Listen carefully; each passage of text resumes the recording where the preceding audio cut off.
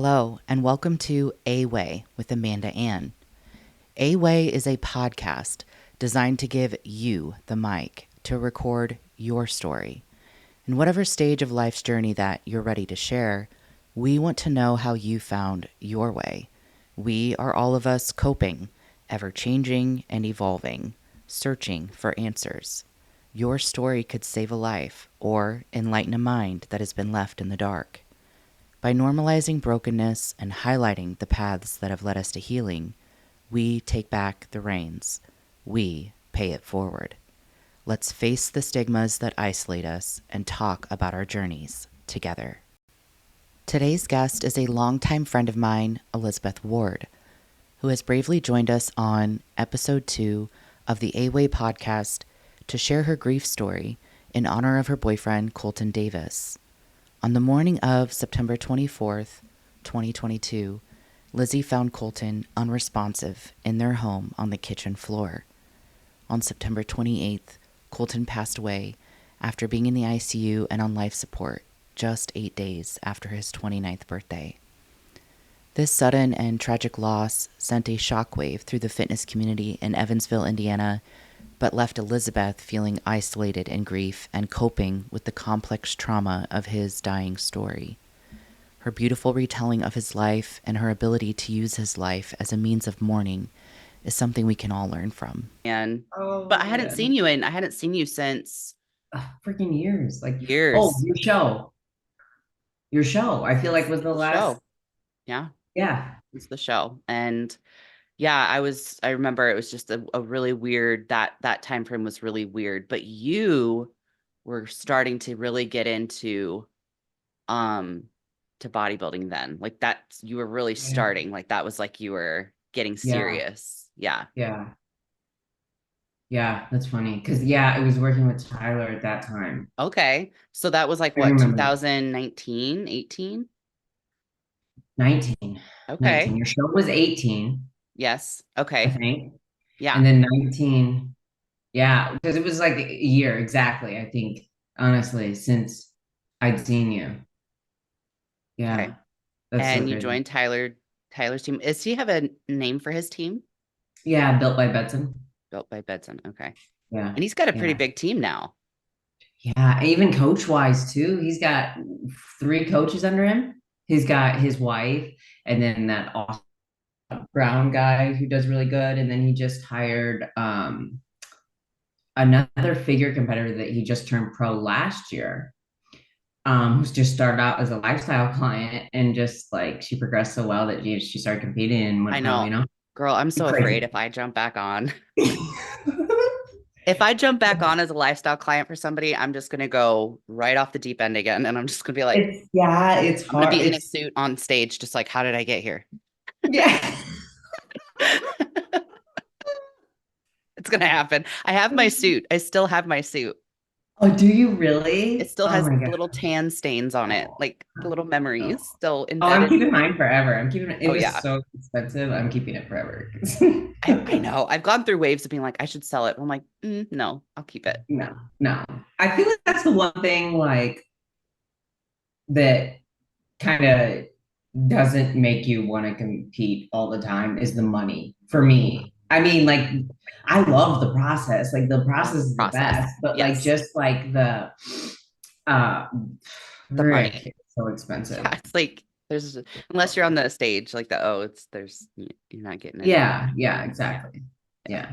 And that's really where, and for me, my story, but for you, let's talk about you. Let's talk about you.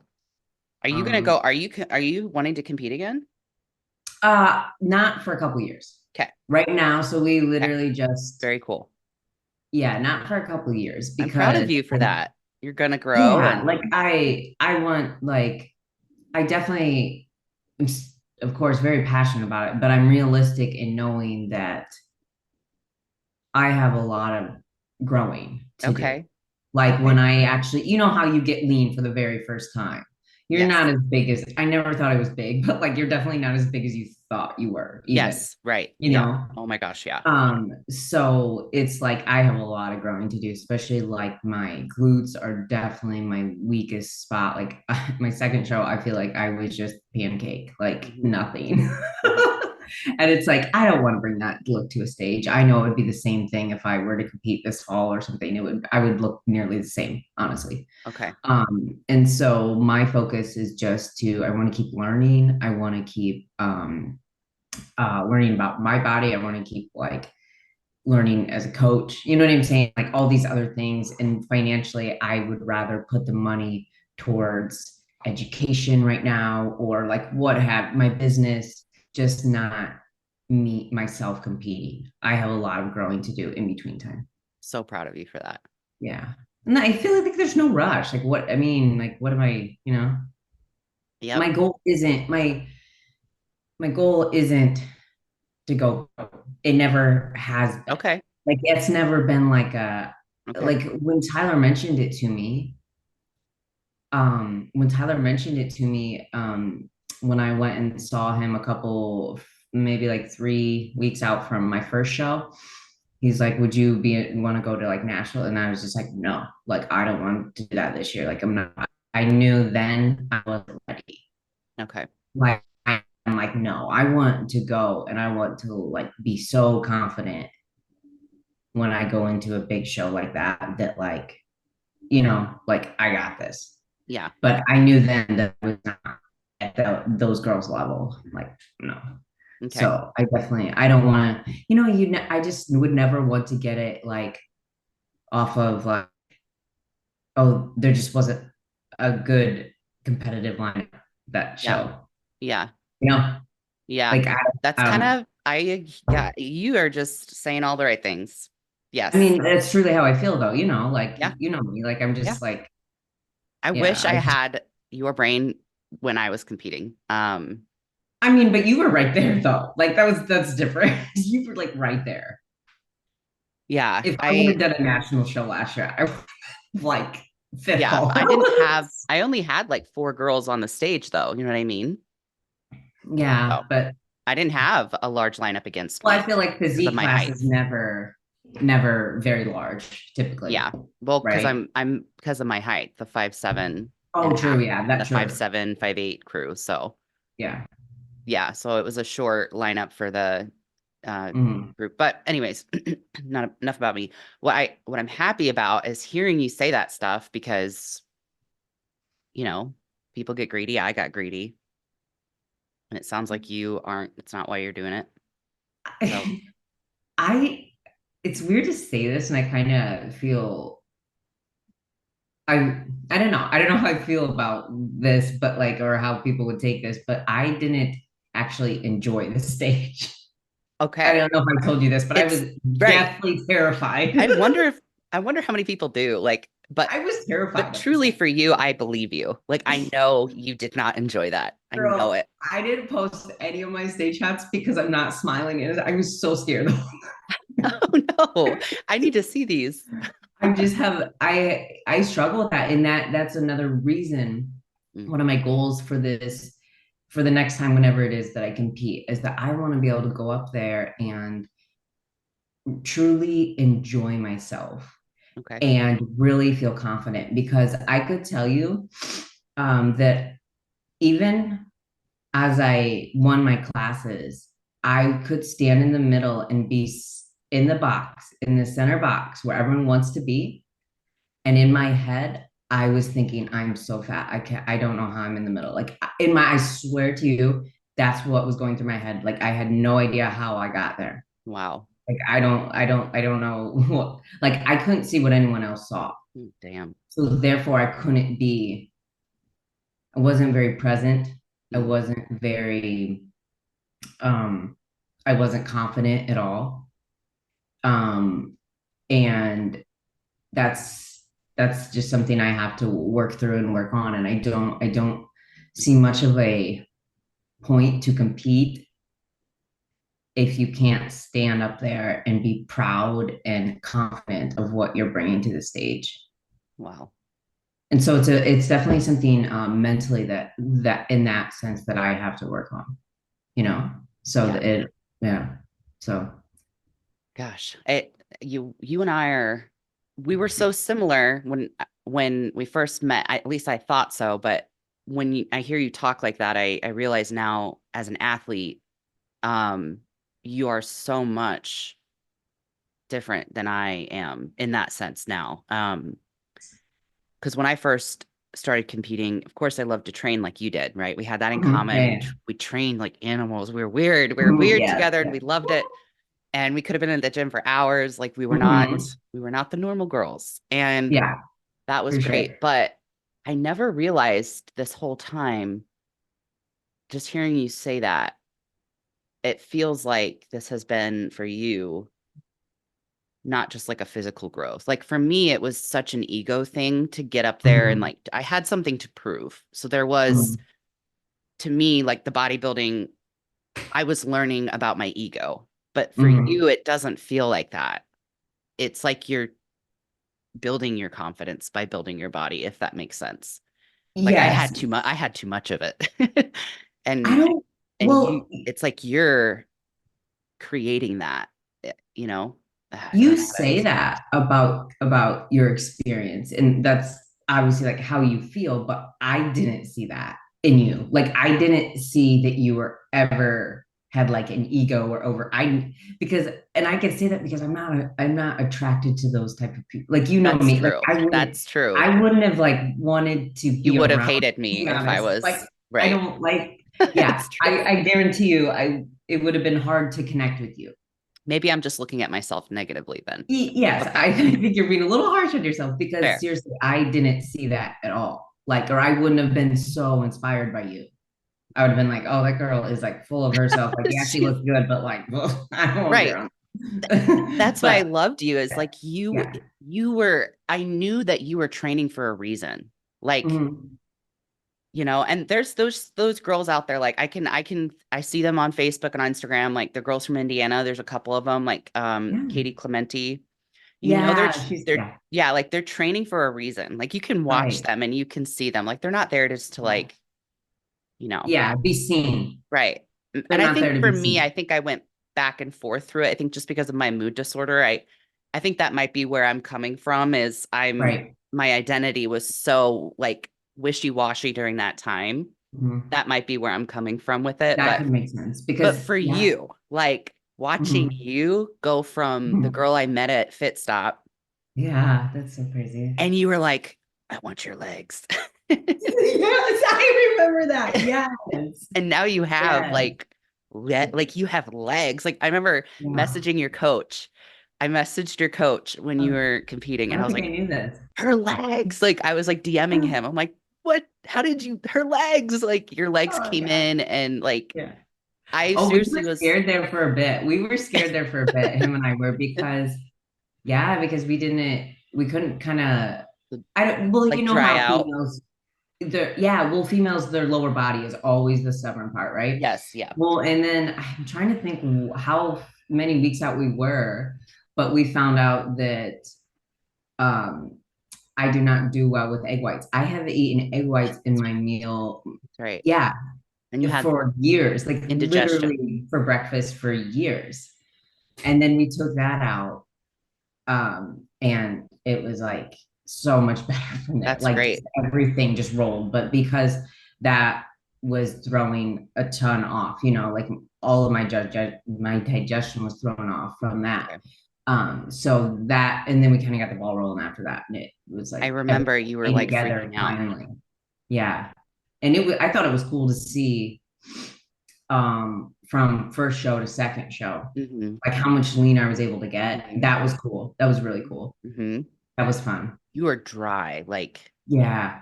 your Yeah, waist, that was, yeah, like my face was like I was your going through face. like Yeah. the other day because somebody posted like one of those things like post one of your prep faces or something, and I was like, oh man, I can remember a couple that I wouldn't even, well, I hardly ever posted, but like there was like a couple pictures I took, and I was like, oh my gosh, my face looks like I can't post this. Like, it was just like Skeletor, straight Skeletor. Like, oh. But yeah, it's funny to look back at those photos and just think like, you know how prep goggles are. You're just like Right. critiquing yourself to the fullest. I took a ton of pictures during prep and posted like None. four, five. That's how you are. Yeah, I know. Like I shouldn't be surprised in myself. Like this is just me. I have been thinking about what it would be like to be like your roommate or like, yeah, I have, because I would probably be on your phone posting pictures. I'd take your phone while you're in the shower and be like, Yeah, seriously. take over your Yeah, social I know media. that. I know that Colton who always told me he would be so disappointed because he always told me he's like when you prep you have to post a lot, like it'll Yeah, help you, like, yeah, it'll keep brag or what, you, you yeah. know. And I no, You were definitely a didn't. quiet little prepper. Yeah, yeah, it took me a while. Well, I never really got like truly confident, but that's no fault of my coaches because they were incredible. Like Yeah. I couldn't imagine if they weren't there. Mm. Like because I went to the show by myself and did all the traveling and stuff, and I needed to. Like I realized that was the best thing for me. Oh, really? Yeah, like like doing things that you think you can't do or you're really nervous about, and then you show yourself that you can do it. Yeah. Like you're fine, Yeah. And it was nice because afterward, I just needed a moment. Like after my show, I didn't want to go out to a dinner. I didn't want to go. I just wanted to get food and go back to my hotel room and just like reflect. Yeah. And so I just sat there and ate copious amounts of sushi and watched like YouTube videos about bodybuilding. Just the typical, My kind of like I had girl. salt all over the Salt. well, the one night I had five guys. And so I had Okay. salt all over the sheet. Oh my Just God. slept in it, it's fine. Everything's fine. Colton would Oh, be proud.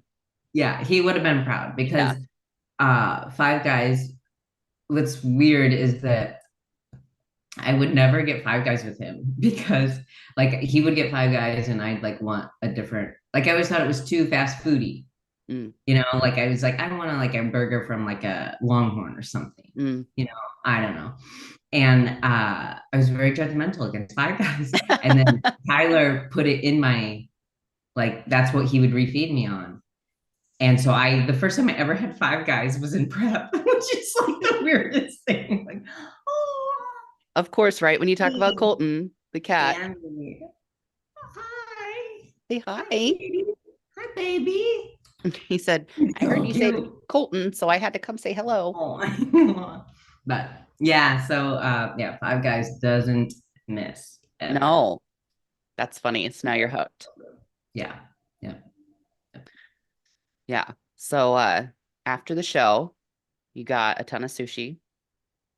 Yeah, I had a ton of sushi, probably too much sushi. Yeah, that's typical. And I Typical. remember like the next morning, I was like actually I remember like just packing. One thing I did like that I was like happy I did is like I didn't take a shower before, but I took one after, and it gave me like you get the tan off, and like so you're just like moving and just like then I packed up my room and like so I didn't go to bed right away because I probably couldn't have gone to bed right away, but like yeah, and I felt like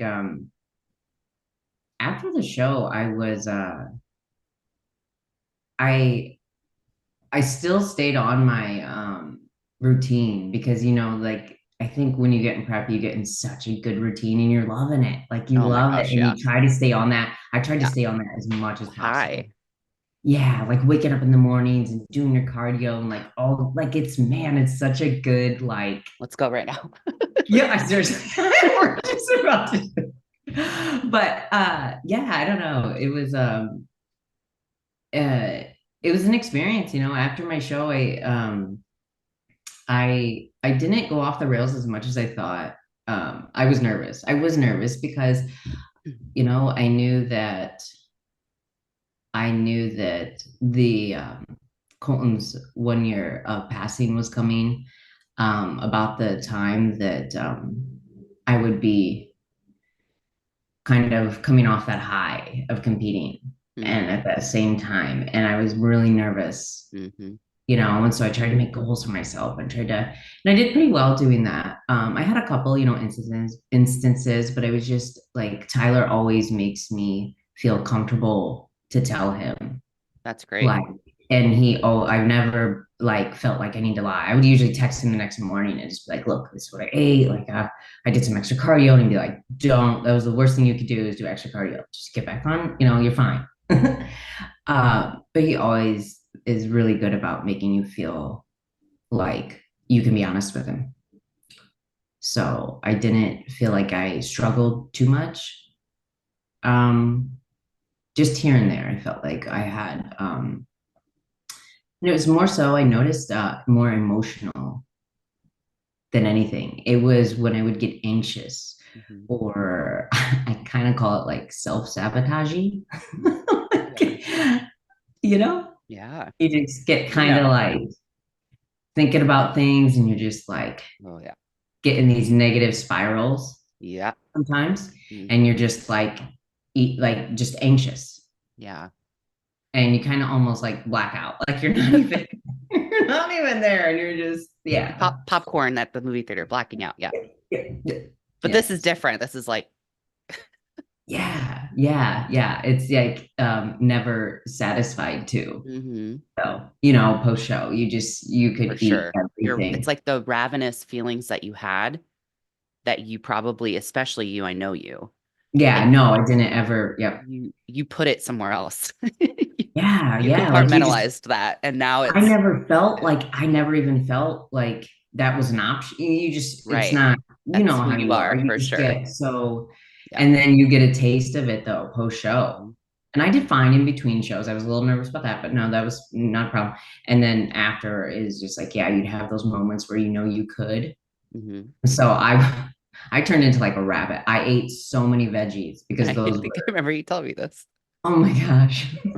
Oh my gosh, Carol. Like the amount of vegetables I would go through. I was like going to the grocery every day for more They're like, she's back. produce. Hide the Produce, green like, beans. oh. She's here for the snap green beans. Oh my God. Seriously. Oh. Yeah. I think there's worse Yeah. things, but it's all Yeah. right.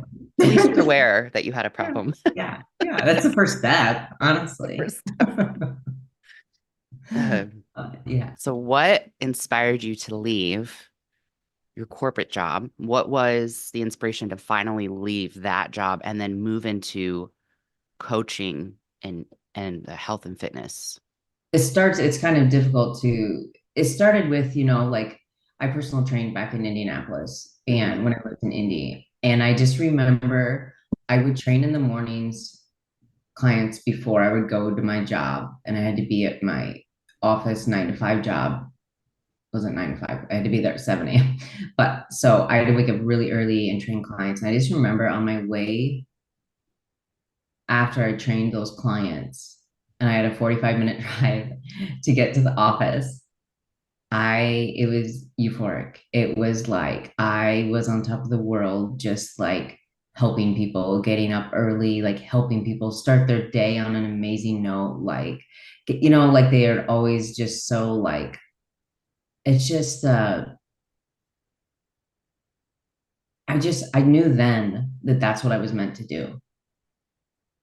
Hmm. Um, I knew it. I just had a lot of things happen. Um, a lot of curveballs in life.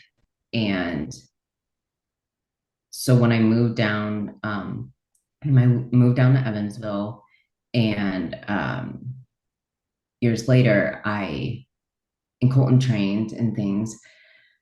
I really started getting that like I want to do that again because it felt like that was the one time in my life when I felt like I was making a difference, when I was making an impact on people. It's Yeah. the only time in my life I felt that way.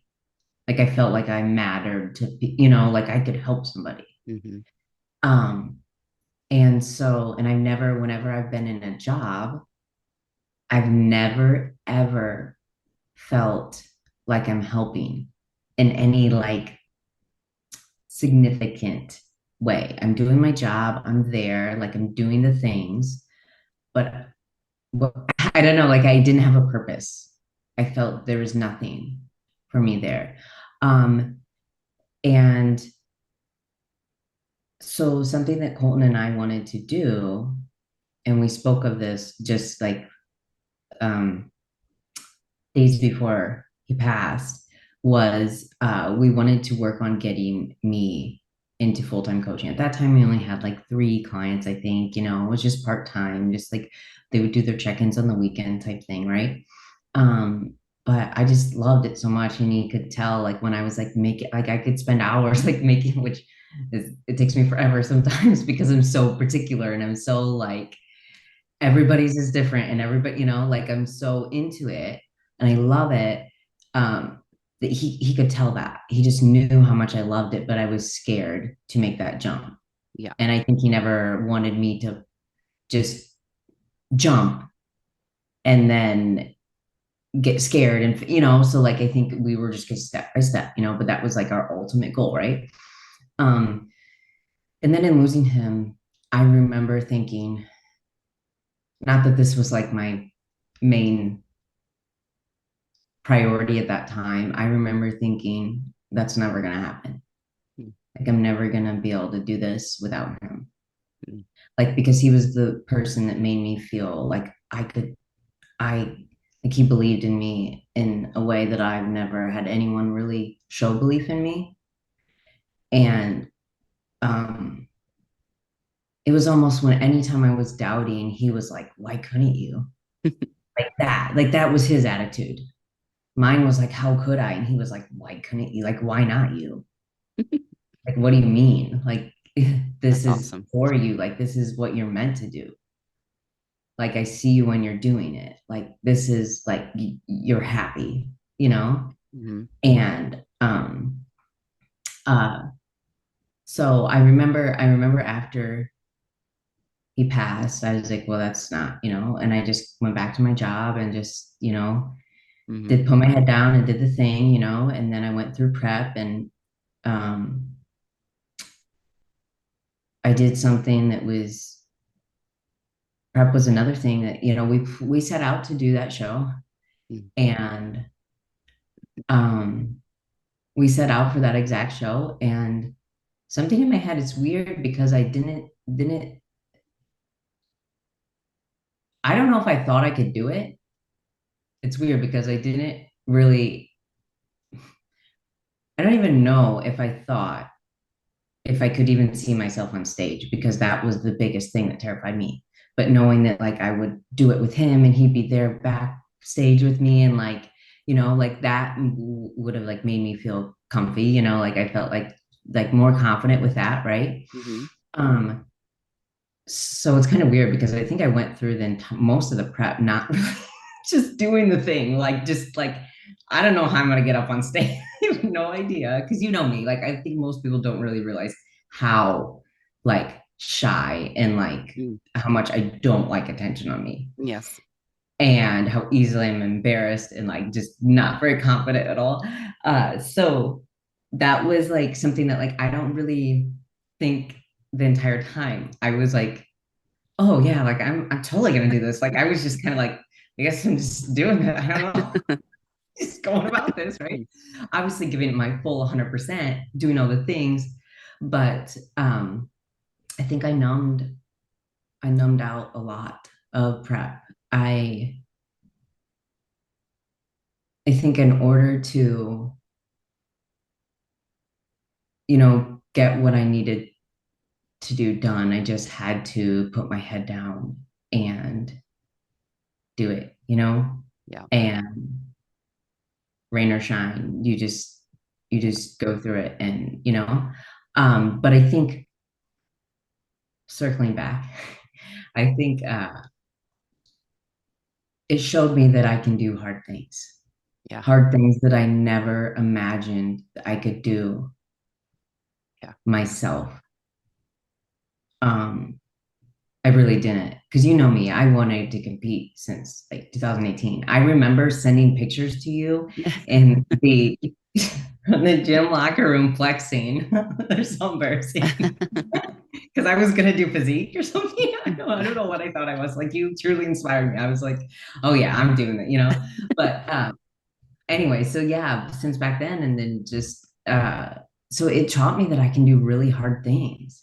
And so I remember coming back from the show, and I'm just like, it wasn't really so much as like, oh, now you got that like the post-show blues. It wasn't that. It was just like I just showed myself that I could do something really, really hard, really scary, terrifying to me, right? Yes. And I did it by myself. Hmm. And honestly, I don't want to say it like I really didn't feel like I was in prep until 4 weeks out. Like I felt like I'm just eating less and doing my cardio. That's all it like felt like to me because it was the same thing I'd always done. So Because you're a so I robot. yeah, like I don't I know. believe you, though. So I do believe you because that is how you are. and I didn't really feel the prep feels until like 4 weeks out. And then I was like, oh, like getting back to you was hard. I like would hardly communicate. And it Oh, was yeah. just I like remember. that. Yeah. I was like, Yeah. don't worry. It's okay. You- So that was difficult. But I felt like coming back to work after that was like, what am I doing? you were like, you've seen, you've tasted something different. Yes. Yeah. And now you're Yes. like, this is death. Like, yeah. Literally, Yeah. literally. I've tasted life and And now I'm, yeah. Like yeah. I hear what you're And saying. it felt like the Hmm. the I'd always kind of been settling, I guess, in a sense, because I knew I wasn't meant to do that. Like I knew I had a greater purpose. I knew I never felt like I was helping Yeah. anyone or like contributing. I was doing my job, doing the right, but I never felt like fulfilled ever. I just felt like this isn't where I'm supposed to be. And I knew it all along. And I think it created so much anxiety and stress inside of me that, like I had told you, my hair started falling out. Uh, I had really bad acne and I couldn't figure out why. And then, when I decided to leave my job, and I just decided to like I had to get okay with what is the worst case scenario if I leave? What's the worst that could happen? And get okay with that. Accept that. What you like worst case is like you get zero clients, you get like, you know, and nothing happens. You lose the clients you have somehow, and like you get zero more, and like you just can't pay your bills, so then you just get another job because you hated that one. So like what's okay? Like, and it was honestly like that's the worst case. It could get something part-time to fill it. And I'm like, yeah, I'm definitely okay with that. Like truthfully, like scary, but like it was like it was finally the first time in my life that I felt like I was capable of hard things, of doing hard things, doing really scary things, maybe the difference was I put myself in that position. Yeah. Hmm. In other positions I've been in, and that other things I've gone through, you're kind of like, they kind of, you didn't actually choose it Mm. to happen to you Mm. or to happen, Right. but I chose to put myself in a hard position. Hmm. Hmm. And That's bravery. got right. And I put myself out there for probably, one of the first times in my life, like really, um, and it probably wouldn't seem like a lot to some people. Mhm. I don't know, but for me, it was a lot. The stage was a lot. So It's a lot to a lot of people. yeah. Most people can't even put a bathing suit on and go Well, out I think some people barefoot. that. Some people like thrive off it, like they like love the sass and the make the whole thing, the whole ordeal. I'm not that type. And I know. but anyway, I did it. And long story short, leaving my job was the best thing I could have ever done. And the also it went so like uh perfectly. My exit was like really how I wanted it to be because Yeah. I don't want to live the rest of my life sitting in a cubicle, There you go. like type passive aggressive emails, all like, I just can't like I I love don't want you. that. Like I want to help people. I want to like be a light around people and I want to And you help are. them better themselves. I don't want to bring people down. Yeah. It's not, I don't get anything from that and I don't want to be a part of it. The best version of me can never be shown here and I can never um, Yeah. bring as much value to you guys as I could helping others, It's you just know, the right fit. in their goals. It helped me actually after it hurt initially stung for a little bit, it helped me because it was like, yeah, That's this why I is, want to leave. yes, I don't want to be, Yeah. with this type of Yeah. environment. This Toxic. isn't for me. Everyone else was like, we need business cards. We need, That's what's your, I want to wonderful. share your business page. So everyone Good. else was very supportive. That was just, but originally when I thought it was a bad conversation, I turned it around in my head and it was like, no, that was actually perfect. I'm so glad that that happened Mhm. because that was all the confirmation that Yep. I didn't need, but now I have, Yeah. you know? Right. Yeah. So That's that great. was, yeah. So, you mentioned that the show, Mhm. you were originally planning to do it with Colton. Yes. So, how soon after Colton's passing did you have to start prep for this show? So 6 months. So, 6 months after his passing is when you started prepping? Yes, it's when I Okay. started my prep. Yeah. Okay. During those 6 months, were you contemplating not doing the show? Tell me what brought you to want to do the show. So Colton and I had been wanting to do a show together for a while. Um, we had actually wanted to do a show the previous year together around the same time of the year, but I had my back surgery that spring before that, and I just didn't have enough time to grow. And then, and he's like, I can always keep growing and we can do it. He's like, I'll never, be big enough. So, like, of course. So, we're just like, okay, we'll just do it next year. Like, there's no rush. And, and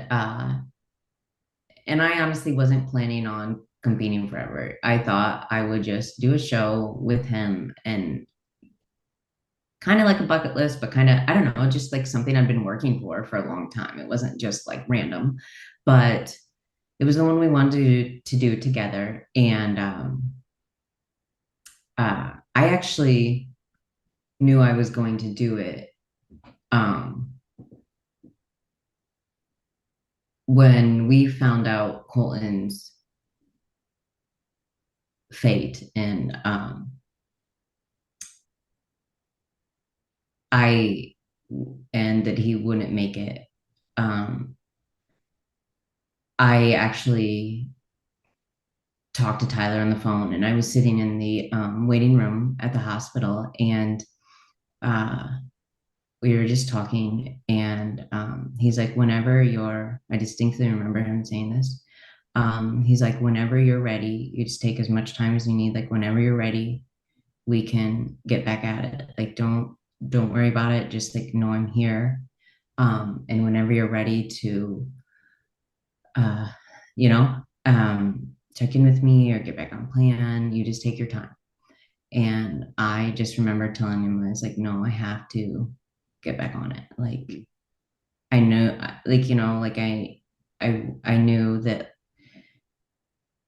because I'm the type of person that if I can't, there's some things in life you don't have control over. And I realized that I had no control over at that time what was happening. But I knew I would spiral in a way that I didn't want to see myself spiral if I didn't have control over something in my life. Mm. And within fitness and bodybuilding and eating right, that gives me some control Yeah. and I could hang on to when I don't have any of that in other areas, right? Yeah. Um, and and he's like, yeah, I would love to see you like compete and like, um, like that's, and I was like, yeah, we wanted to do a show, like next fall, that's when we are going to do it. And he's like, he always wanted to see you, like get up there on stage. And he told me once that he was gonna, if I didn't get up on stage, he was gonna go buy a swimsuit at Target, I believe that. throw me on stage. Throw you on stage. So because he had, poor thing, had gone through so many times of like helping me, trying to get me to open up my lats. Like we had posed so much together, I could never get my lats to open. I could never, it would be so frustrating. I knew it would like frustrate him sometimes because he's like, I Posing know is your back is so there. Why can't you do it? But and I don't know, I knew I had to do it from like then. Like I just, that's what we were going to do. That yeah. was something I could do. I knew, like in a sense, I knew I could Amazing. do the process. That wasn't hard. So I kind of just took it as like, I'm just doing the process and I'll worry about the rest when it gets there. The whole stage thing when I get there. And that's pretty much how it worked. um, yeah. So yeah, I didn't really have, I didn't have doubts of being able to get back into things because that I knew from, this is obviously a whole different experience. But I knew from previous things I've been through in life that I can always go back to the gym. Mm. That is my solace, that is my, if nothing else, type place. Mm. If, um, and I can always do my best with fueling my body properly, nutrition wise. And I knew those two things I could control. I couldn't control anything else that was happening around me, the drama, the everything else I couldn't control, right? But that's one thing I I could do for myself. And I knew that if I didn't, I wouldn't eat because Right. I think I told you I lost like Yeah. 15 pounds or 13 pounds in like 5 days. Yeah. Like I had no appetite. Um, and I knew he wouldn't want that. I Yeah. knew he wouldn't want to see me just give up on everything. Yeah. And he would hate that. He would Yeah. hate that. Mhm. And I couldn't do that to him. It was like if I gave up on my dreams, I also gave up on his dreams. And I couldn't let that happen. Yeah. Um, so yeah, like that's how I didn't really, there was no like, Mm. am I gonna do this show or not? It was just, Yeah. I'm doing this. This is what we were gonna do. Um, what's interesting to me is there's this, obviously you made your choice and Mhm. to um grieve in this way, but the intimacy between you and Colton with bodybuilding. Um, I remember at the time when he passed, there was this kind of public outcry about his life. Mhm. Um, but you and Colton had something that none of us will ever understand. And so I find it so beautiful that you chose immediately upon his passing to grieve for him, but also preserve your own life um, by continuing to pursue, the show. And Yeah. uh, can you tell me about what that process was like? trying to grieve for him while prepping for the show and with all the other external factors that were going on. Tell me whatever you want to tell me. So, um, when I started prep is actually the same time I kind of had I don't know if you would call it a meltdown, but I kind of had a breaking point. Um, it was like literally a year ago. Because it was Easter. I remember I did not go home last year for Easter because had um I very much had was dealing with a lot of feelings of guilt and shame and things in that nature and around his dying story.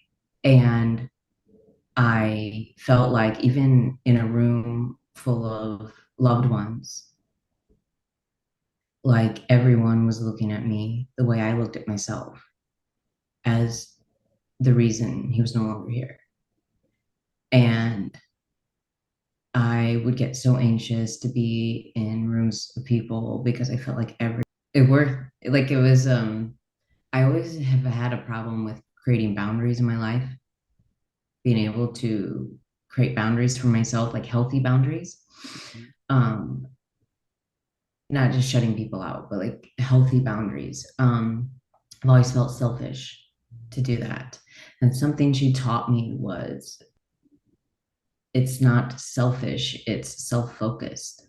Mm, And right now, when you're grieving, you need to be self focused mm. because when there's all these other things going around and, this drama and like all those things, you can't focus on processing.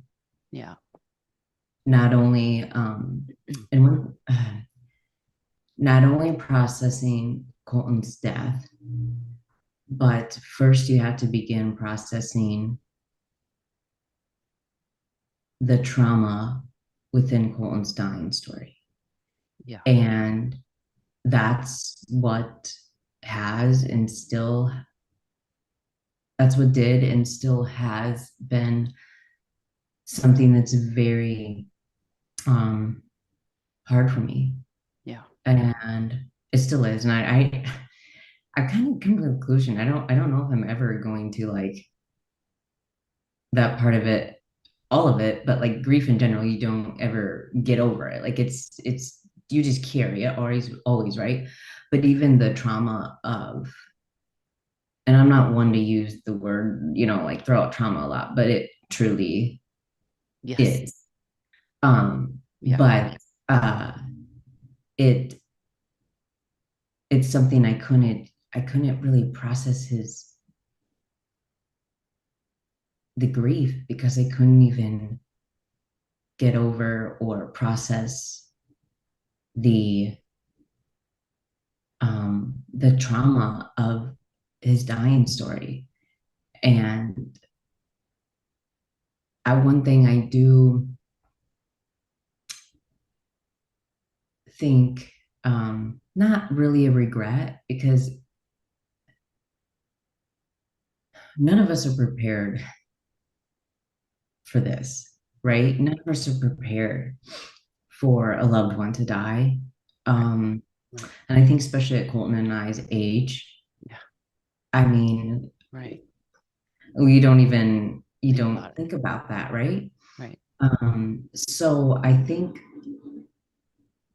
I try not to be so hard on myself about this, but it's something that is like, man, I wish sometimes I would have done it differently, but I don't know that I would have because I don't know how but I went through prep and I very much numbed out everything. Yeah.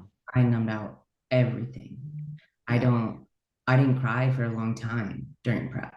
Yeah. Before that, I cried like almost every day Yeah. for hours. But it was like it's almost like I wouldn't let myself go there in my head. Mm, Like I wouldn't let myself um, I thought about Colton all the time. It wasn't that I didn't think about Colton. I always think about Colton, but it was like I wanted Mm-mm. the thing that I knew triggered me so much. I just completely, I remember in therapy one time, she was asking, my therapist was asking me, like, how, how are you doing with that? Like, how are you, Yeah. doing those thoughts? And I was like, I remember saying, honestly, I just don't let myself think about it. I remember like just bluntly, like, I just like, because I was like really in the past, really struggling with the guilt and Yeah. running over like um, everything that morning and how, you know, the whole events of that morning Yeah. um, and everything I did or didn't do. Um, uh, and then I had to get to a point in prep where I just like shut it out. I couldn't, Yeah. because if I did, I could sit there and cry for hours. I could beat myself up for hours. And that's what I had a habit of doing. Um, and I would get so anxious, you know, I couldn't be around people. Like it was just, you know, it was very difficult. And I guess maybe subconsciously I knew I'm not going to be able to get through this if I'm like doing that every, you know, like your cortisol's up and you're Yeah. not sleeping, Yeah. like You, you're, yeah. you know, crying at the gym all the time, like, Yeah. cause that's where I was, honestly. So I think I just like subconsciously, like, just didn't think about it. It could not go there in my Yeah. head. And so then after prep, and that was, I was able to, you know, to get through prep and I could focus on the good things. You know, as I was doing cardio every morning, you know, I always have my little bracelet of Colton. What would Colton do? And I always think about that a lot, and I'm always wearing that. And my bike that I would ride, my spin bike, is right next to the treadmill that he would always be on. And I would sometimes, I could like, it's weird, but I could like feel him there. Like I remember how he walks and the sound and like, you know, and I could just like picture him next to me. And because he's not quiet, you know, he's a big man. So like I could like picture and vision him next to me, you know, and he helped me get through a lot of days of cardio, you know, and the kitties coming down there and hanging out with me. That always helped too. But yeah, I just thought about him every day, and I um,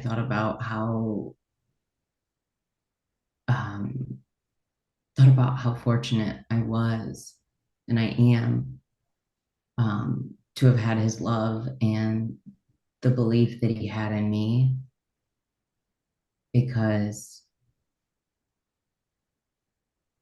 I've I've said this before, but like I wouldn't be who I am today without him. Mm. I wanted to be able to do the things I've done. I wouldn't be as courageous, um, or brave, or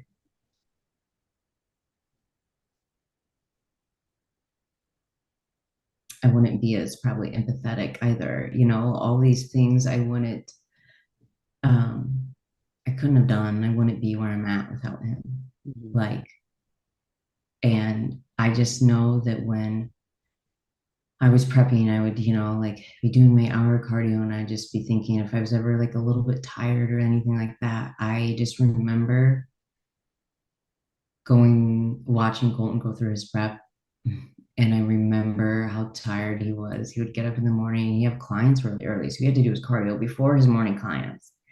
And he still had a lot of cardio to do. And he would get up and he would do it and he wouldn't complain. And I would usually go down there with him and like read my book. And like I would usually have like half the time that he had to do, you know, but we'd always like do it together.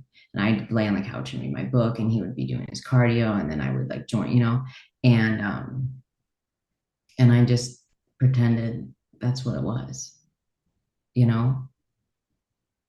He was just there with me the whole time, I felt like. And Mm. yeah, I don't feel like uh, I could have ever done it without him, Yeah. you know? It sounds like you didn't do it without him, you know? Yeah. Yeah. Sounds like this was your way of, you know, I don't want to say letting go because I don't think at that point you were in that mindset of letting him go. I don't think that's No. at all what you were doing. You were Like I think it was a way to you were holding on. hold on. It was a way to honor him and Honor. everything he's Yeah. done for me. Because Yeah. I always thought to myself, for everything he's done for me, I could never just like let that go. Yeah. Like, what a shame that would be Yeah. for me to just take that for granted and just I couldn't like, he gave so much to like I wish you could have met him. I really do. I wish you could have met him. Like he was just so goofy, but like he just gave so much to people. And it's just crazy the amount of people that have come up to me and just like told me a story. I love it when that happens, when they just like tell me a story about like their how Colton impacted their life, or just like everybody has a different relationship with someone, and so it's like a different perspective. Yeah. And It's it's nice, like little always so, presents you get every once in a while. yeah, it's always so positive, and it's always so like It's good. um he just impacted a lot of people. And I just knew that like he would love to be here, just have another day to do this. So anytime that I was like, didn't want to go to the gym, or like didn't want to get up and do my cardio, I really liked doing it because it was like my time. But like if there's ever a moment of that, it was like Colin would love to be doing this right now with me, you know? Mm. He would kill for it. Yeah. And so you're so blessed to be able to wake up every day Yeah. and choose this hard, you Yeah. know? Wow. We're so blessed, and it Yeah. really gives you a different perspective Yeah. on life and what hard is. Yeah. So Now, now it's been a year and a half since he passed, yeah, yeah, and now you're coaching, right? So, yeah, how yeah. many clients do you have now? Right now, let's see, I have 7 online, and then I'm working with 3 in person. So we're just starting out with the baby the baby roster right now, but we're I we're think working that's our way great. up there. And how does this translate this experience? So it's gonna change you forever. It's gonna change the way you Yeah. approach anything and anyone. Mhm. Yeah. As a coach, how has it made you? How has losing him like this made you as a coach now that you have people trying to do something hard and change their lives and Yeah. you've gone through this tragic loss of his life. Mhm. How has that made you now as a coach? I think it's a few things. I think it's made me more empathetic, Mm. um, because people go through hard stuff. I'm not the only one.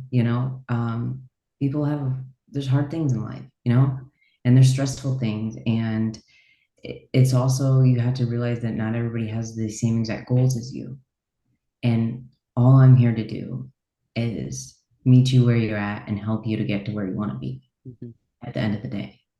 So whatever plan I can create, and whatever way you need to be coached, because everybody's different, um, is how I can do that. And I think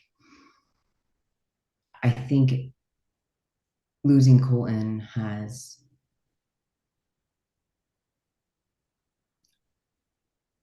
one thing I always admired about him, and I think a lot of people do, or did, is that he's so real. Like he was a coach himself, obviously, but he never claimed to be perfect. Like you could go through his posts and he would talk about his mental struggles, like I need to be better. He never like if he messed up and when he, messed up in prep, he would just be like, I really struggled. I didn't do my, like he was never one to claim to be perfect. And that's something I realized as like a perfectionist that I am. I've realized admitting that you're not perfect, um, and being real with people, and being vulnerable and showing, hey, I've struggled there too. Like, and just talking them through that. Whereas before, I think I was a little less empathetic. I was kind of like, here's the plan, like I didn't understand. Like I just kind of like was a robot. Yeah. But since then, I've just grown to think about things a little more like, um, we're human, Yeah. like we mess up, Hmm. and we don't have to be perfect, and I don't expect anyone to be. And I think it's just about getting a little bit better every single day. But none of us are going to have that like perfect day, And I think the amount of vulnerability you have as a coach translates really well to how you can have a client be able to trust you and trust to be open with you about something they're struggling with, or if hey, they went off plan, if they're not like scared that you're going to come down on them, or they're like you're not claiming to be perfect, because then they feel like they have to be perfect. And if they aren't, then they failed the whole week, so stuff like that. It's really put that into perspective for me, and it's really helped me be a better coach as far as how I am able to take someone's feedback, take something they're struggling with, and say, what can we do to help with this? Hmm. Not like, well, just try again next week. Like, no, like I don't, like not doing that type of stuff. Just like really trying to, okay, like what can we move around here? Like, what are you like craving at this time? Or what times are you most hungry? Or things like that.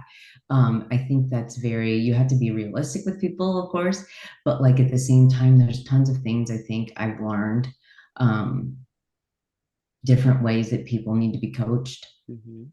and being vulnerable, as a coach and as an athlete, and being real and not expecting perfection from yourself or from others Hmm. is huge.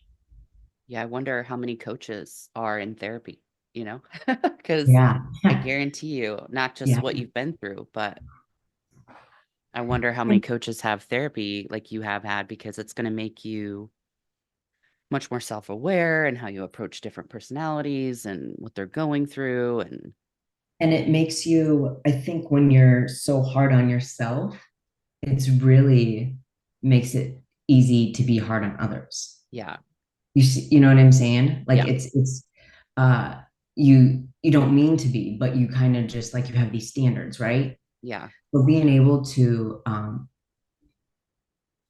catch myself when I'm being critical, very critical of myself, is something that I've really been working on, and it's definitely helped in terms of coaching as well.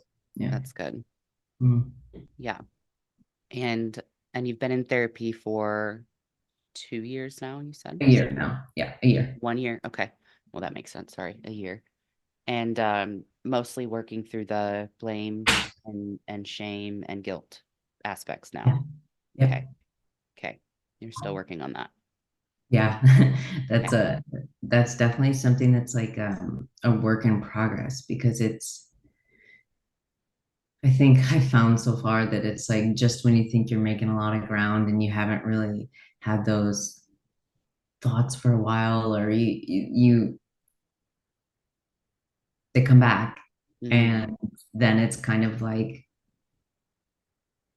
you really have to. Everyone was thinking that because I was thinking that, and so I remember, but I was so tired of feeling that way. I just remember like calling my mom crying like the day before Easter, the day before I was supposed to leave, and I was just like, I can't come, like I can't be around people. Like I was like like I was just like couldn't do it, you know. And um, but I promised myself like if I was gonna do this prep, that I'm not just gonna work on myself physically. I am going to work on myself mentally and emotionally because I can't do this for the rest of like I can't, yeah. you know. Yeah. Um, so I got a therapist, and I remember I had my first session that next week, and I saw her for, and I've been going for a year now. I saw her for the first while. I would go every week, and then it started like 2 weeks and stuff. But I remember when it comes to like the prep part of it, I call it kind of like the slideshow, you know. There's like a slideshow in my head that plays of the events that morning.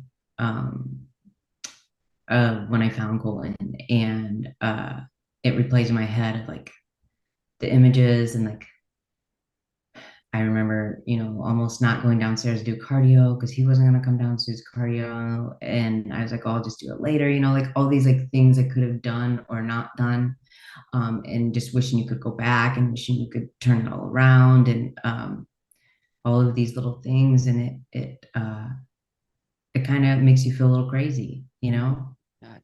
um, Hmm.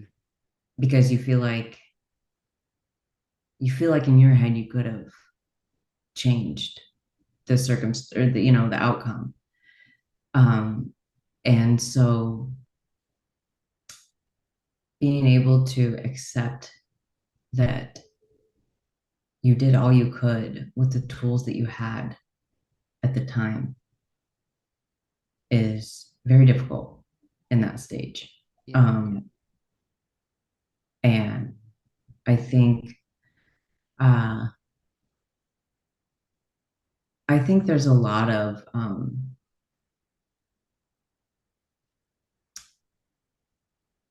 think there's a lot of reasons that I felt that way.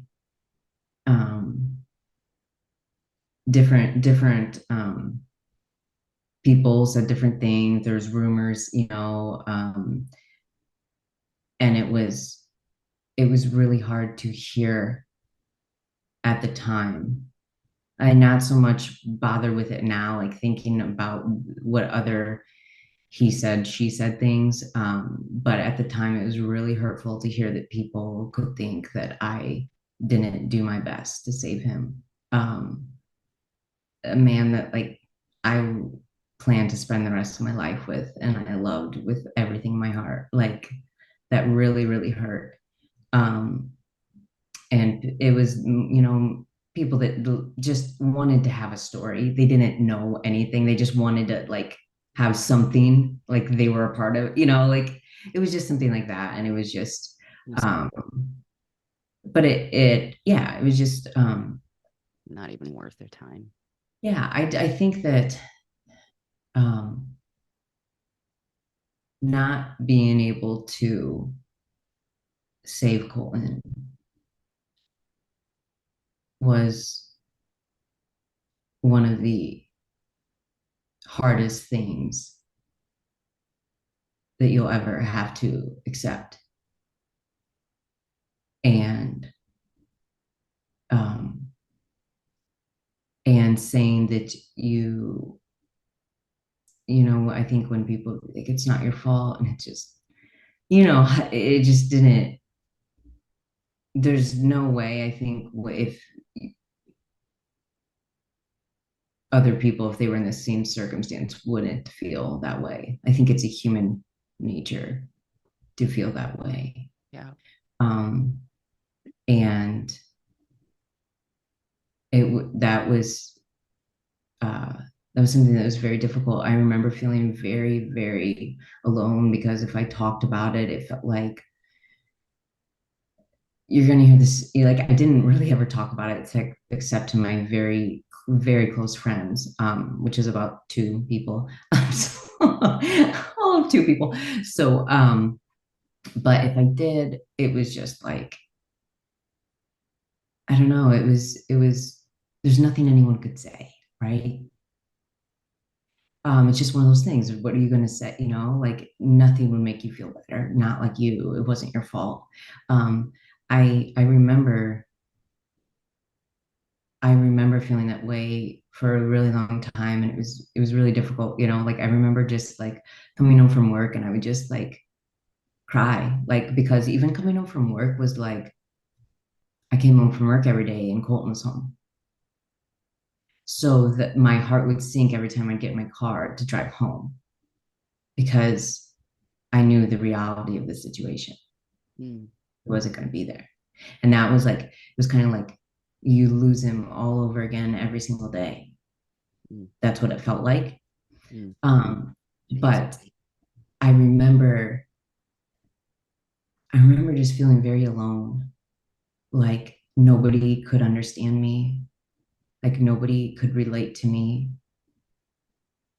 Um, so I didn't really talk about it. And it's one of the reasons I haven't talked about it on social media. I haven't really talked about my grief really at all because it doesn't feel like you can conceptualize it in 100 characters or what, like Right. it's where do you even start, You hashtag so this something. is really the first time I'm speaking on it, and thankfully I get to speak with you because it feels like I'm just talking to my best friend, but it's something that people don't realize. Like, although I don't post about Colton or my grief, I'm still very much like it's all encompassing of my life. I think about it 24/7 and not always in a terribly sad, like, I think of the good things. I think, there's days where it does feel dark, but there's days of like a lot of light. And I think about like a lot of the good memories and the good stuff. But it just feels hard to speak on or put into words, typing it, like putting it into it. It's like I've tried to a couple times, a few hundred maybe. And you should see my drafts and my Instagram. There's so many. It's like you're full. I would actually like to But see those. yeah. But it's hard to feel like anyone would relate. So it makes you feel extremely alone. One thing I did was I'd always liked podcasts, but I could not be in the house. It was too quiet. Mm. So I'd always have my headphones in and like listening to a podcast or something.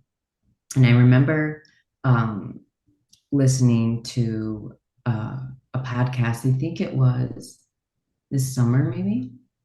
Um, and is a country singer, and he was on some big podcast. I can't remember whose it was, but anyway, he was speaking on his son had passed, and it was a really sad story. And long story short, he had drowned in their family pool out back, and he was out front with his daughter, and and long story short, like he was talking about uh, the fact he couldn't save his son was like killing him.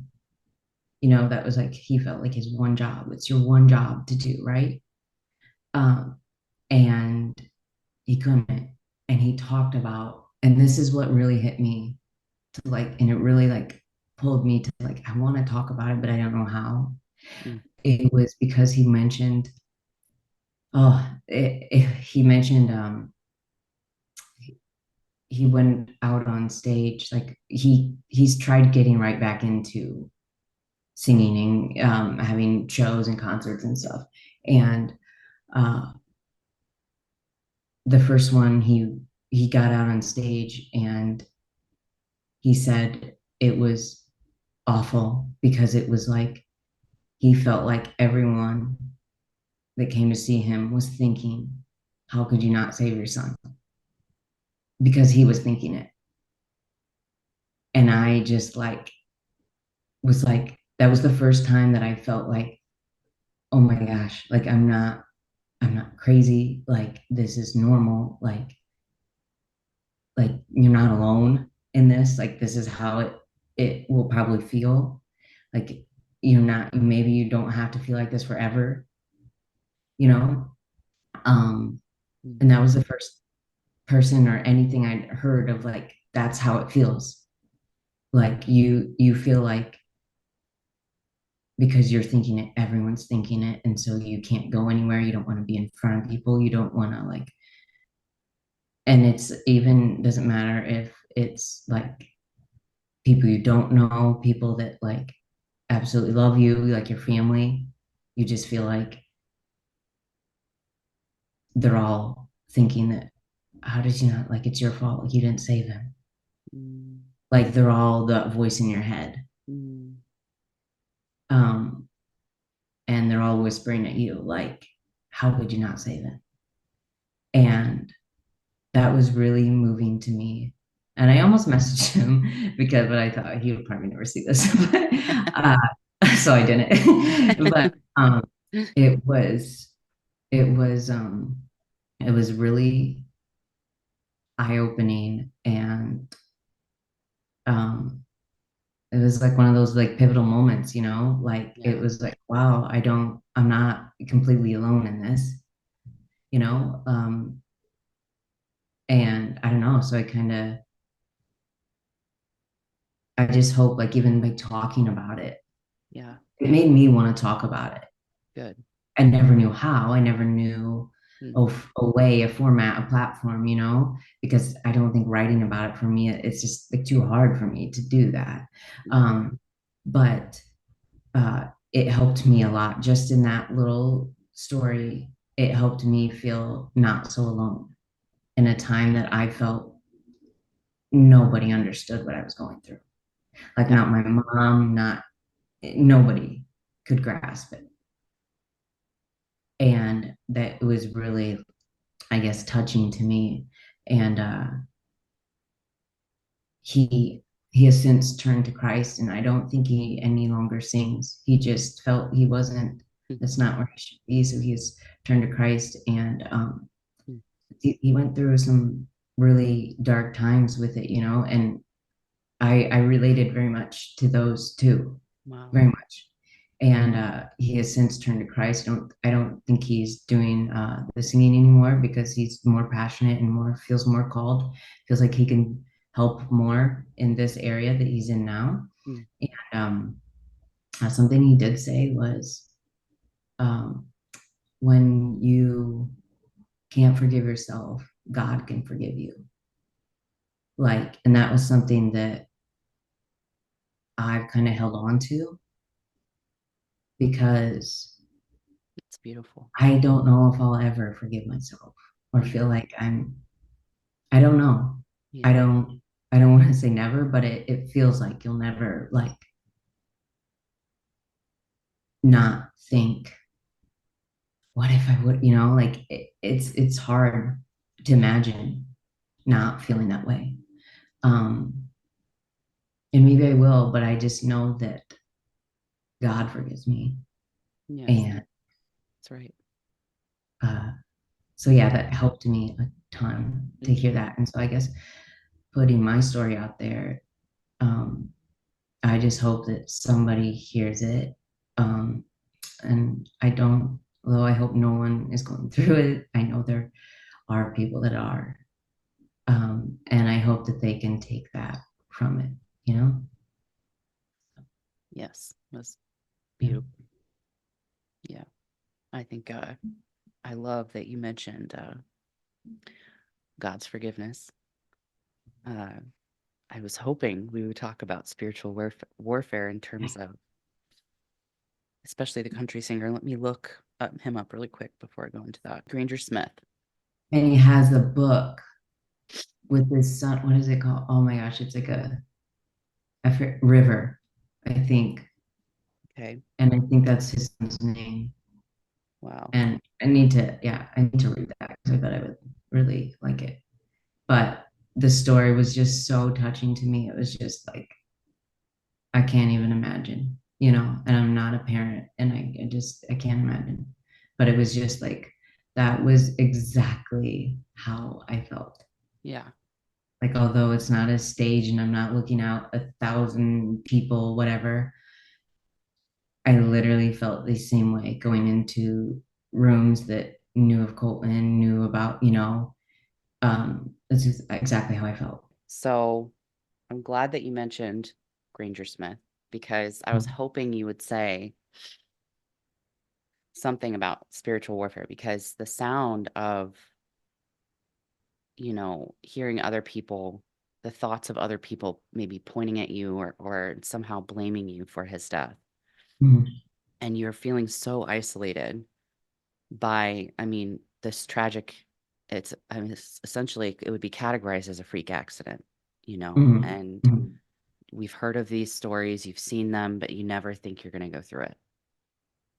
mhm, And I never thought about this part of it, the grief part, where that person would blame themselves.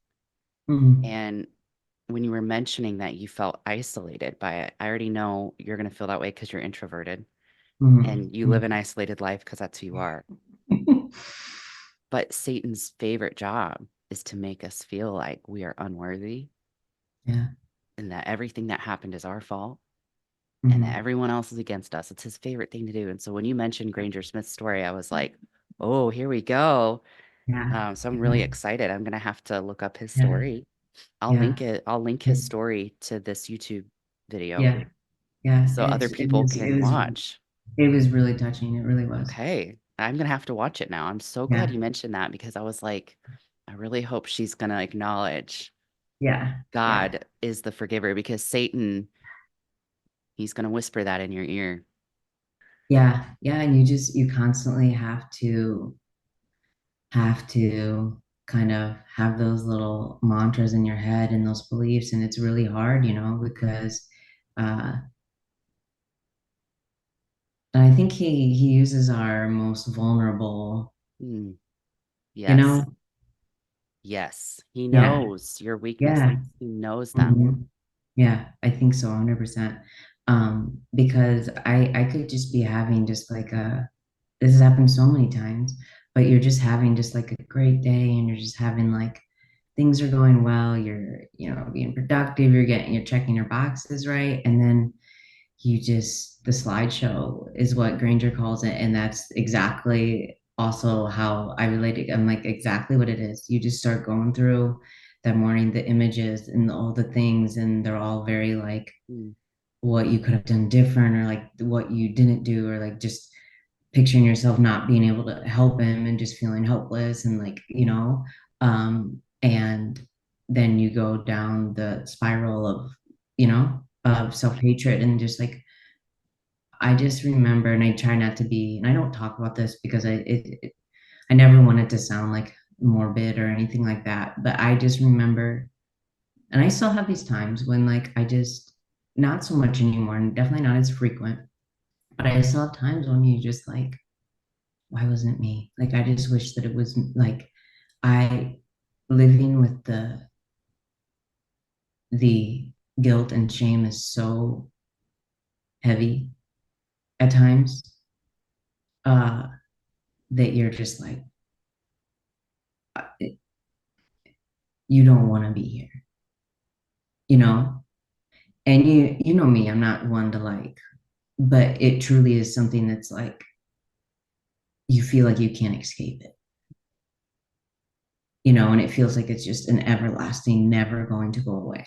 yeah. So when And I think for a long time, I was, I would say, mad at God. I didn't understand why Colton go like why like he's just turned 29 just days before. We just had the most perfect amazing day right before all this happened. Like, how is this possible?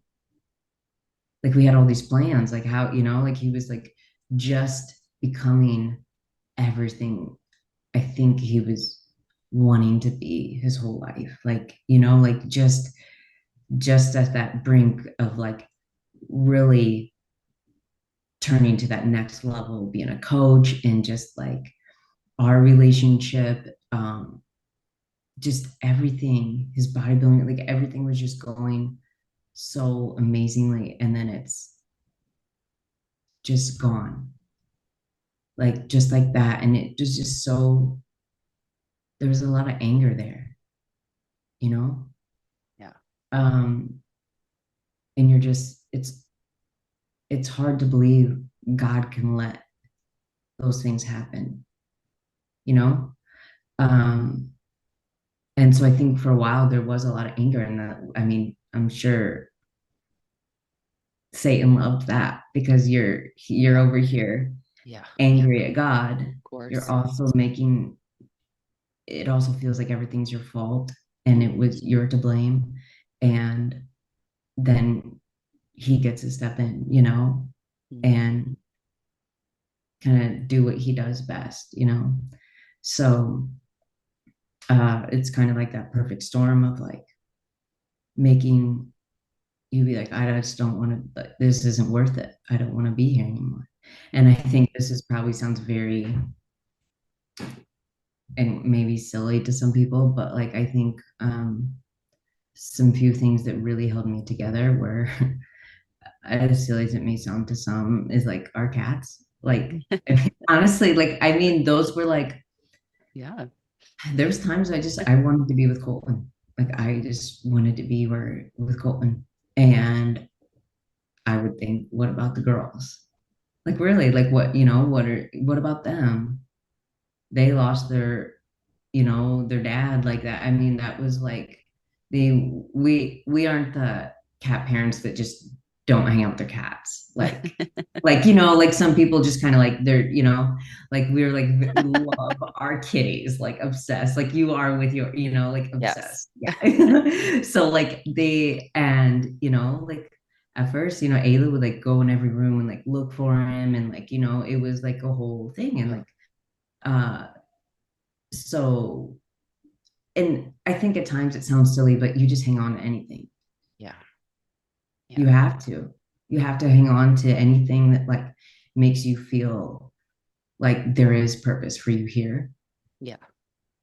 Because otherwise, if you just listen to those side, those thoughts in your head, you'll just feel like it's not worth it. I shouldn't be here. Uh, and so, but yeah, there was definitely dark days that I just don't talk about. I don't because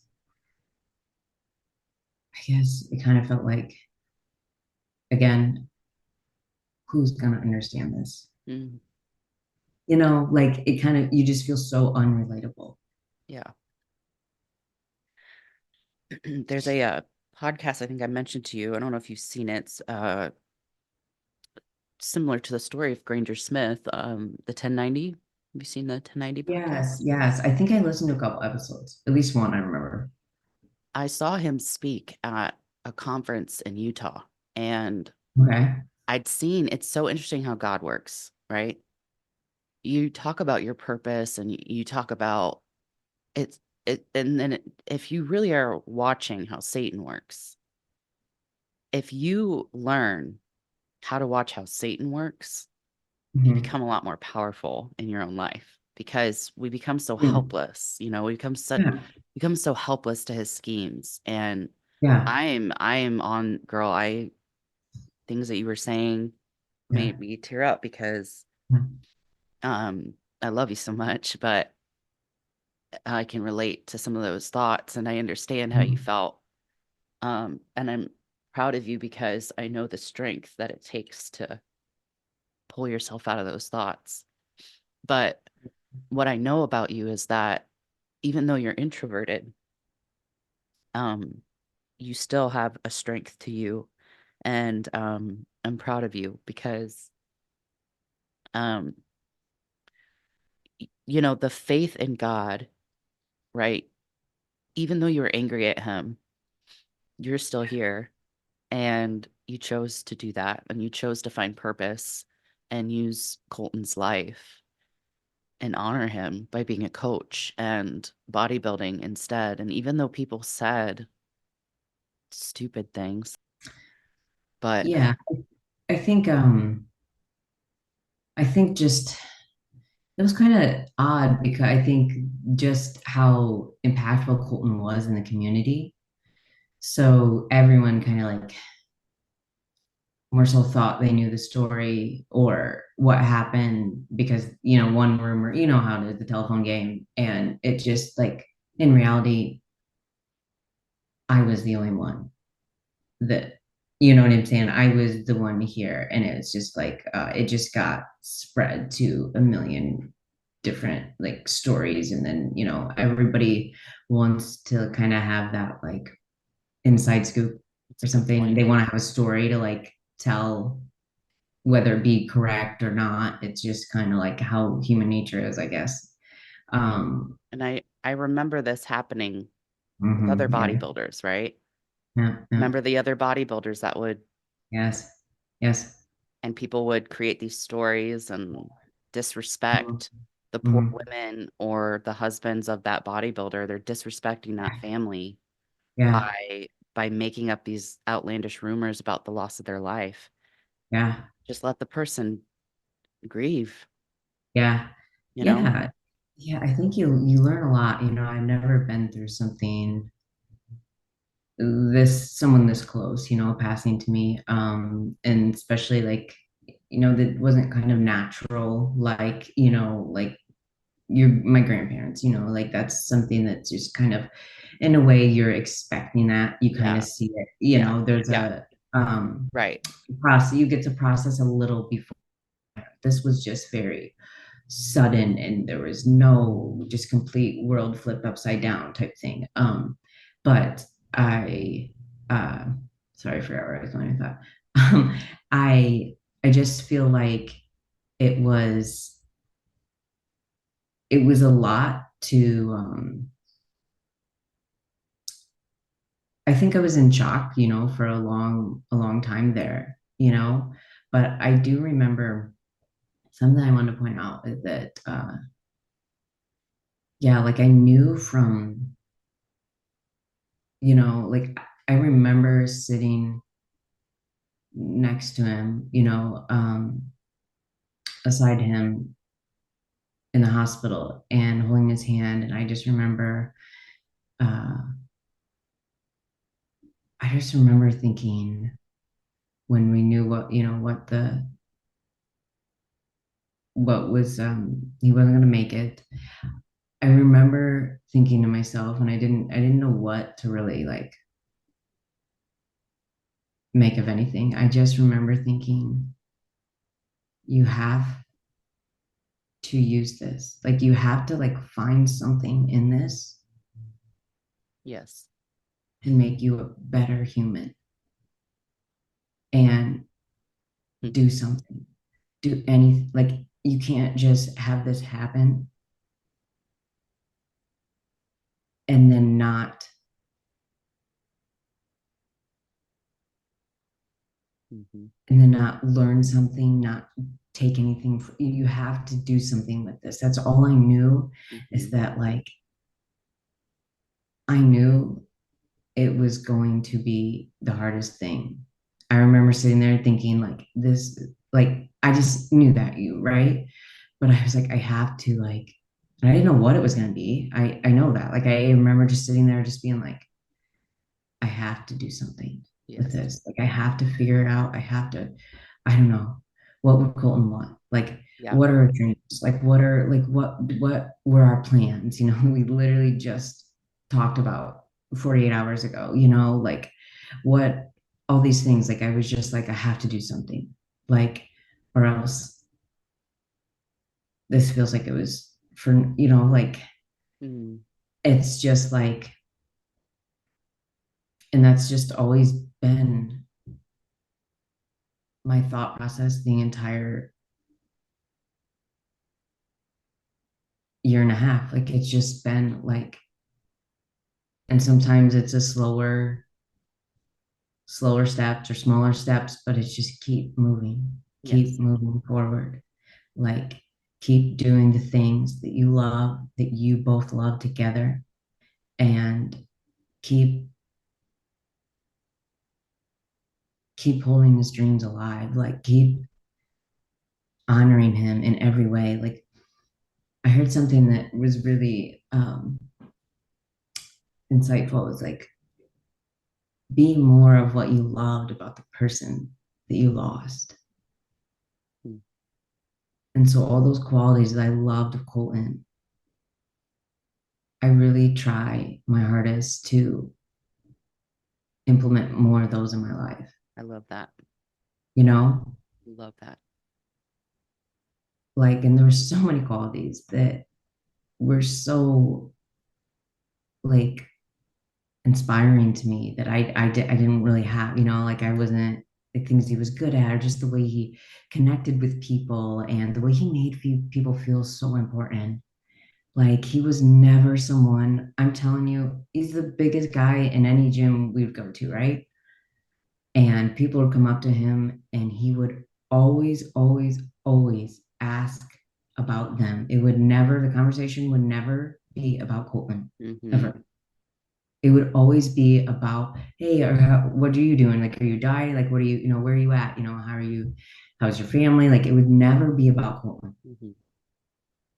And he would let that person talk as much as they want. Like, that's just how, no matter, like, I knew he was really stressed that day or whatever it was. And I would usually, me being the introvert, Yeah. I just usually sometimes just leave him to his own go do. You're the You're dark like, oh, shadow in the corner, just like with your hood up, like, yeah, yeah, that you totally know me. Like that's, and so I've really, and I'm not perfect, trust me, not perfect, but I try to be much more open to yeah, conversation yeah, and just, like if someone needs help, like just being less like just more open and like willing to be a listening ear if someone needs that, yeah. rather than just being so kind of like shy and in my little, Comfortable. it's hard for me because I'm just not very, Yeah. but Colton honestly wasn't very extroverted either. Honestly, he was pretty introverted. He just like people liked him. Like he was just very like warm and welcoming though, still. Mhm. So I tried to work on that a lot. But yeah, I think it's important to, those people that we've lost, and we've all lost a loved one at some point, right? Think about the things that like you really loved about them and that just like light you up when you think about it, right? Those characteristics that are just like, oh, I miss when they were, I miss when they did this or whatever, and just be more of that. And that's a way that you can honor them. And it makes it feel like they're still here with you, you know?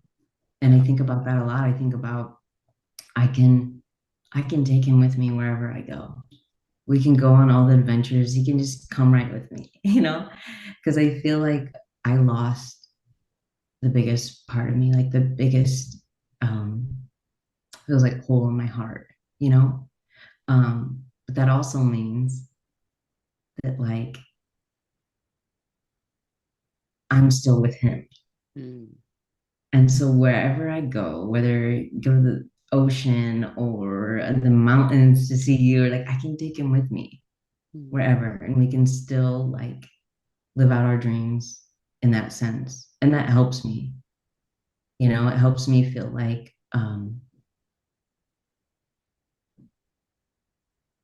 I can I can still cross those things off our list and live the life, the dream life that we always wanted together. And it's helped me accept a lot of things, you know? Yeah. Yeah. Hmm. I don't know where we were with that, No, but wherever we ended up was great. How are you doing? good. It feels it's nice to talk about in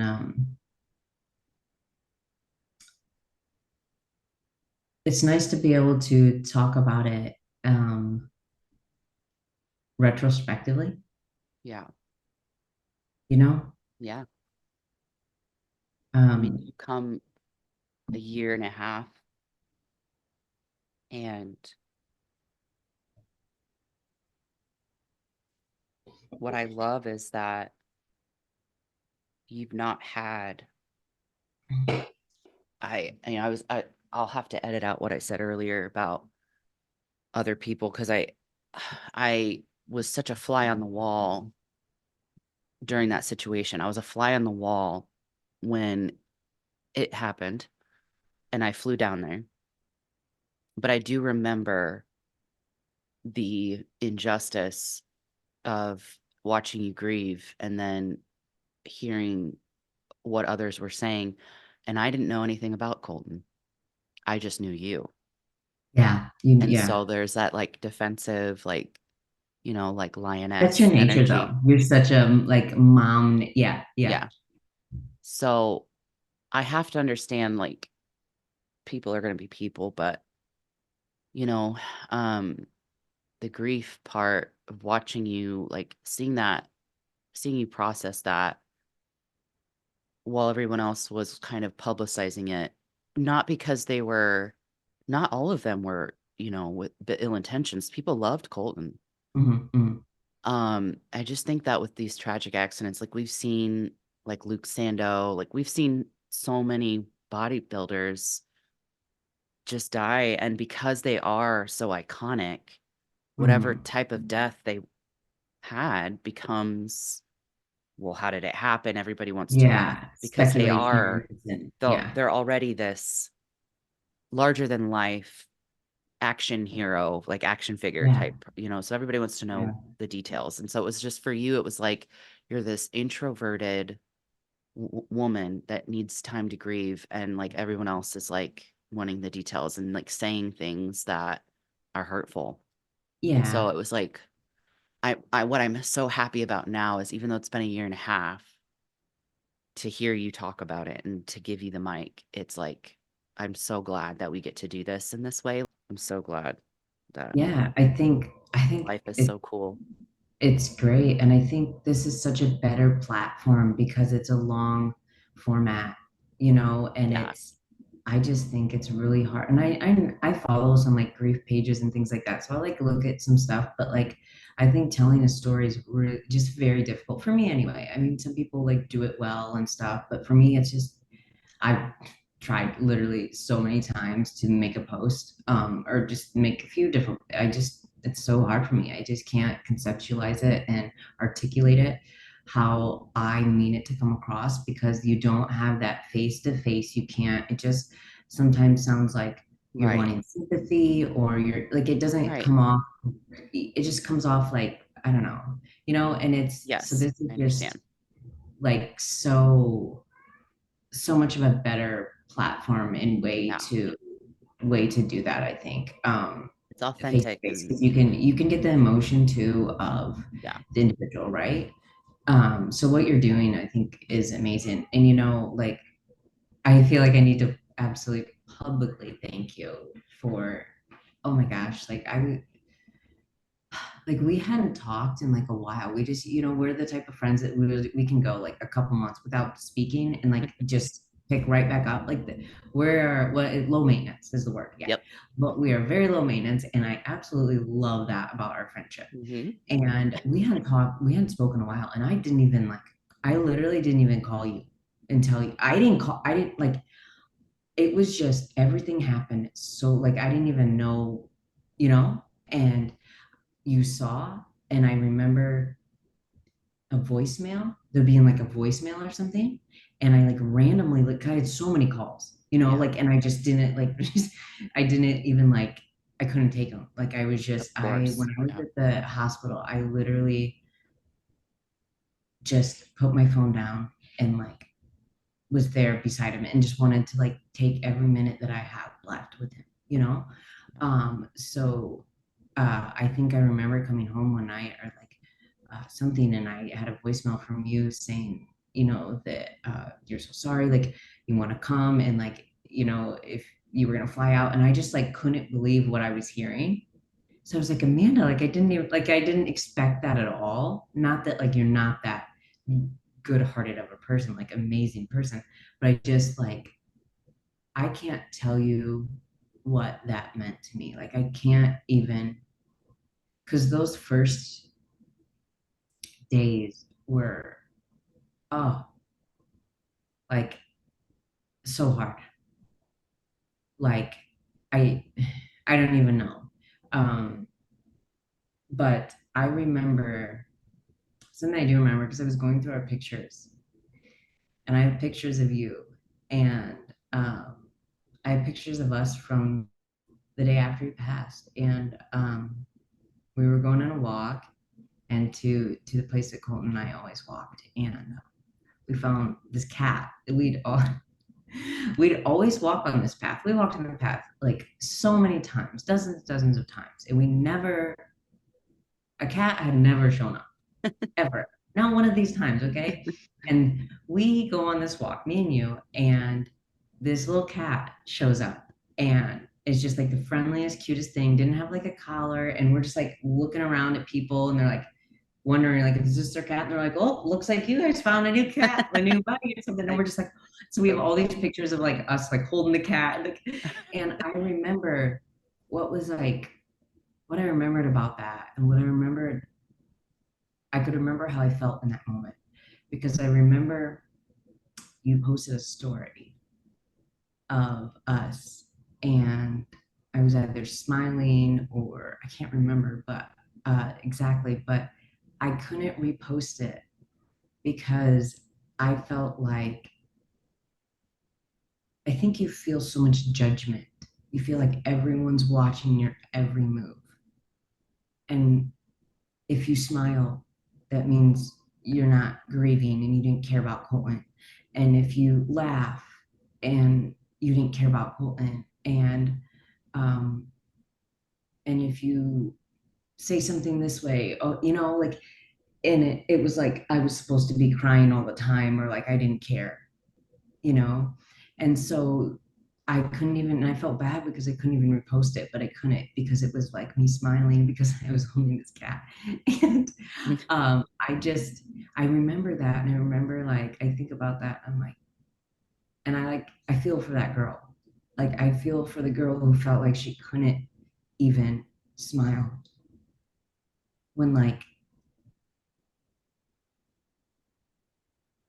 it was so hard to smile and find something to smile about, but God forbid you did. You couldn't share that because then you didn't care about Colton. And I felt that way for months and months, and not in like I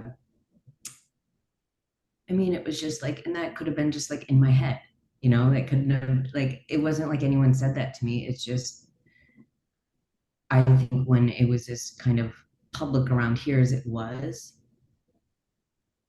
um, I felt eyes on me all the time.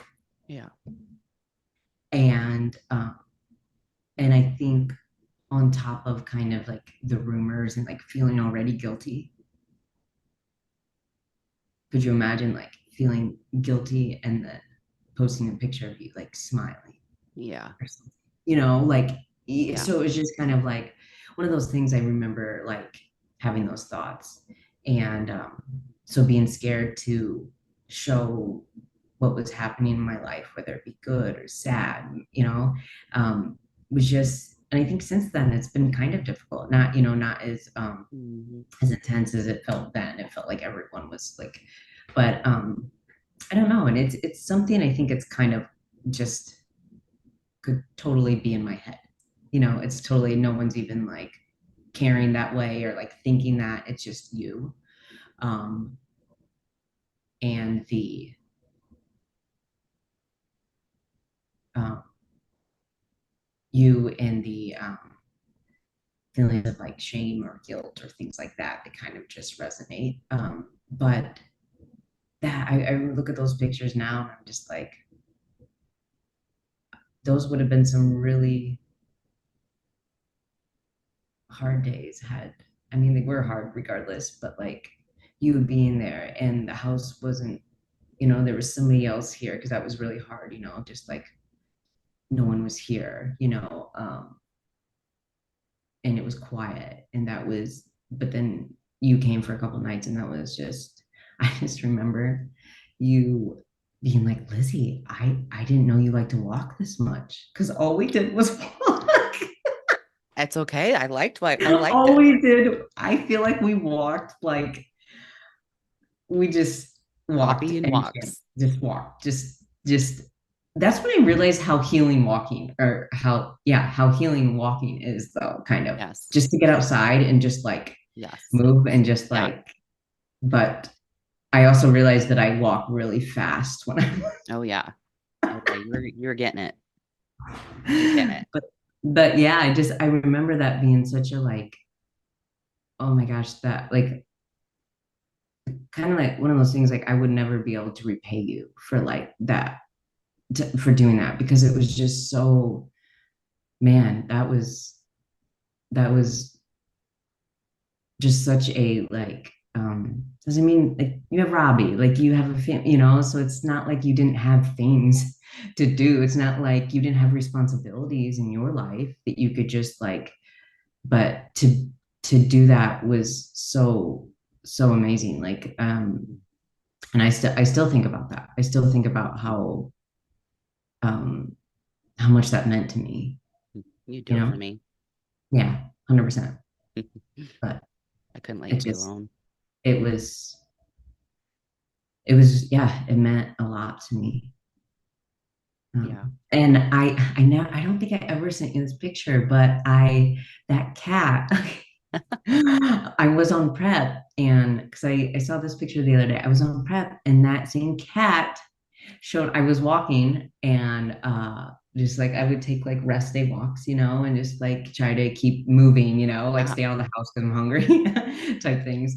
And I saw that cat again and I Oh picked no it up and way. took a picture. And Wait, I'll I have to think I send it to saw you. that. I know I saw that at some Yeah, point. yeah. Maybe I did send it to you. It's like funny because of like lean face and like hold this cat. It's like the same one. So cute. So funny. Yeah, I remember that because it followed us and you were like, oh my gosh, Colton Yeah. would love So this. Because kitty. Yeah. Colton would like rescue cats all the Yeah, time. it was totally like I felt like I had so many signs of Colton. He sent me so Yeah. many signs, I feel like, and that was the first one. If you liked today's episode, don't forget to subscribe and follow us on social media so that you never miss an episode.